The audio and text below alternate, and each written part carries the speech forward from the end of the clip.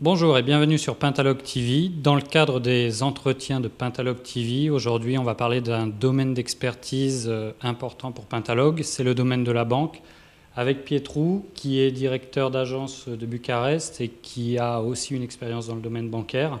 Est-ce que tu peux nous présenter rapidement les différentes expertises que tu as à Bucarest? Bonjour, moi comme directeur de l'agence aujourd'hui à Bucarest, on a plusieurs projets dans l'agence et on couvre différents secteurs bancaires, du fonctionnel et du technique. Sur la partie fonctionnelle, on est impliqué sur des projets comme Internet Banking, de Core Banking, des crédits, du scoring. Et sur la partie technique, on fait de la migration des applications des vieux technologies sur les nouvelles technologies comme Java. Les vieux sont COBOL et Fox Pro.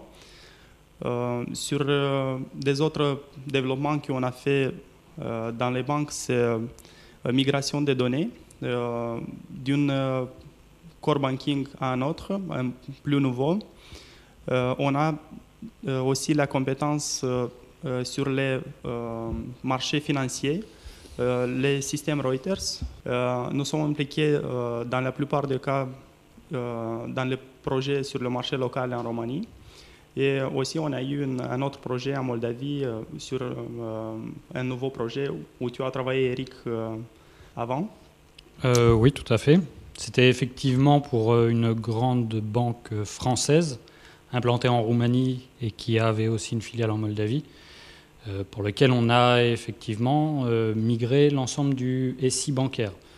Il est vrai qu'il y a eu 3 phases qui étaient, je dirais, sur les 3 gros morceaux du SI bancaire. Première partie, c'était l'infrastructure, de manière à homogénéiser et à sécuriser les communications.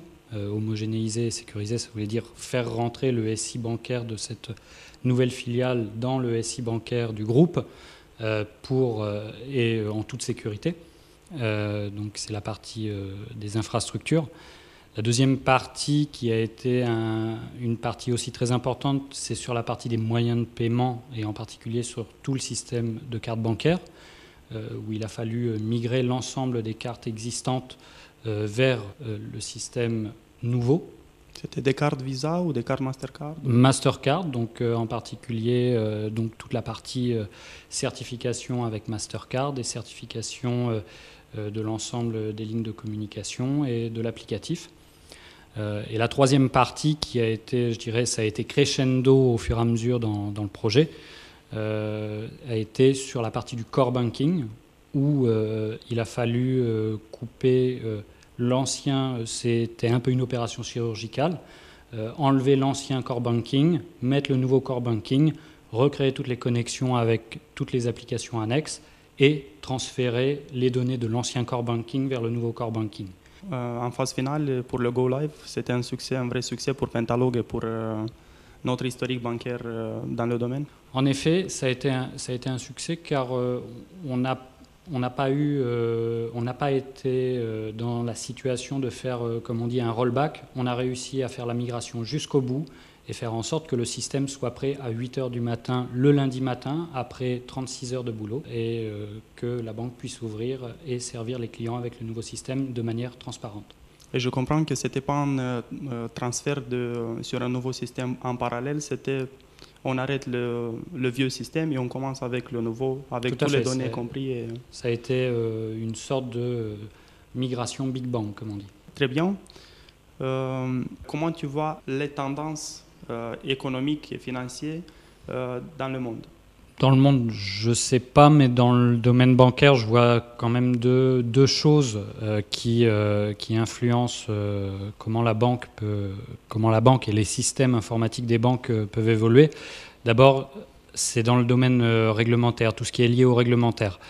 Les crises, les problèmes sur les crédits, and so on, et puis les fraudes aussi qui ont pu apparaître, font que la réglementation devient plus stricte sur la sécurité des données, et aussi en termes de ratio de gestion des banques, ils évoluent sans cesse au fur et à mesure qu'on voit que les anciens ne couvrent pas suffisamment les risques. Ça fait qu'il y a des investissements dans les SI bancaires qui vont continuer à être importants dans les années à venir. Ensuite, il y a une deuxième tendance qui est liée aussi à l'évolution technologique. À une époque, on parlait beaucoup de e-banking. Maintenant, on est déjà avec les smartphones dans le m-banking, de pouvoir gérer ses comptes bancaires sur son téléphone. On commence à en parler, on voit que ça apparaît. Et en même temps, on voit aussi une petite différence entre les pays occidentaux développés, on va dire, qui ont un petit peu plus de mal à passer sur ces nouvelles technologies, et dans les pays émergents où ça devient en fait un nouvel usage de la banque pour des populations qui sont que très peu bancarisées. Donc le m-banking, en fait, aide à la bancarisation de certaines populations. Maintenant, on voit que ce soit en Inde, par exemple, ou en Serbie, des exemples où ce m-banking n'est pas tant porté par les banques, mais aussi par les opérateurs de téléphonie mobile qui font des offres communes.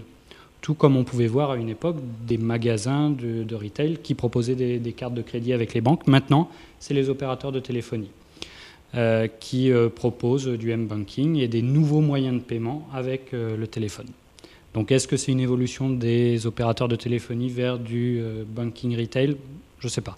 Ensuite, il y a une autre tendance technologique qui est liée au cloud, où effectivement pour des grandes banques avec des grands réseaux internationaux, on va avoir une sorte de mutualisation des systèmes,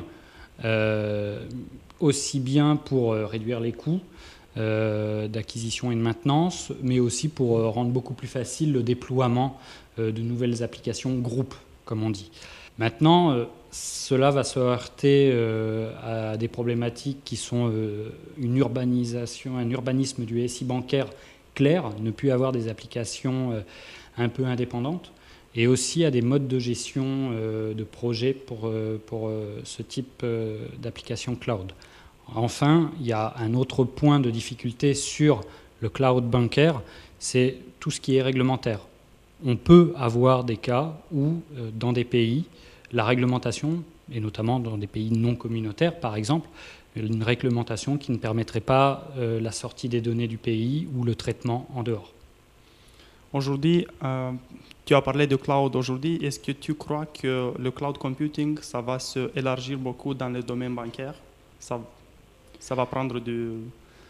Les difficultés que j'ai évoquées là, c'est des difficultés pour des grandes banques. Maintenant, pour des petites banques qui seraient plus locales, il peut y avoir un intérêt à avoir des opérateurs de cloud bancaire qui ont des systèmes de core banking et qui peuvent louer à l'unité, on va dire au client par exemple, ou au nombre de comptes courants, au nombre de comptes d'économie ou au nombre de comptes de crédit pour des petites banques qui pourraient se créer un réseau, pas forcément un réseau physique d'agence, mais un réseau sur Internet.